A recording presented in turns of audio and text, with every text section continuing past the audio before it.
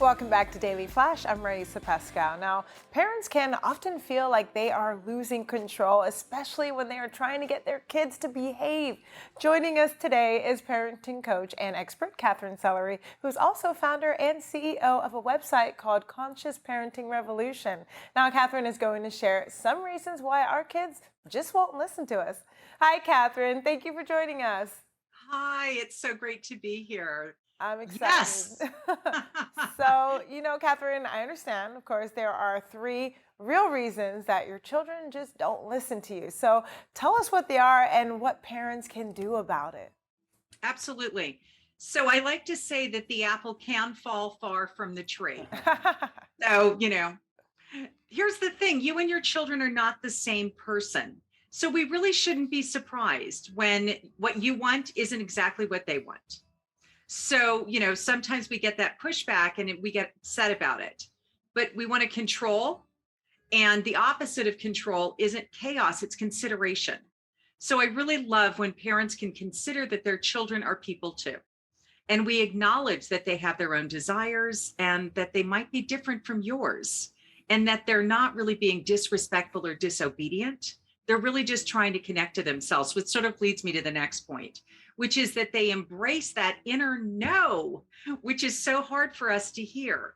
So when they say it to us, they're really saying yes to something inside of themselves.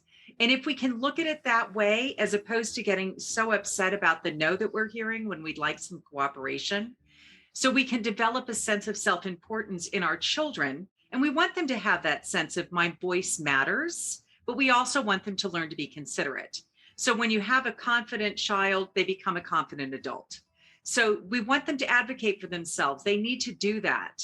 But without the right guidance from you, you'll probably default to trying to control your child's behavior, which does undermine their self-confidence, which isn't what we want. And then the other thing I think of is that they're like 5 going on 25. Do you know what that feeling is like, right? Yeah. And every parent has made the mistake of trying to control their children in some way. But the truth of the matter is that no child wants to be controlled, no matter what their age. Really, Nope. adults don't either. So instead of trying to change their behavior, change your own. The good news is you're probably going to have a child that listens to you more often when they see you listening to their side too. And so you end up meeting halfway.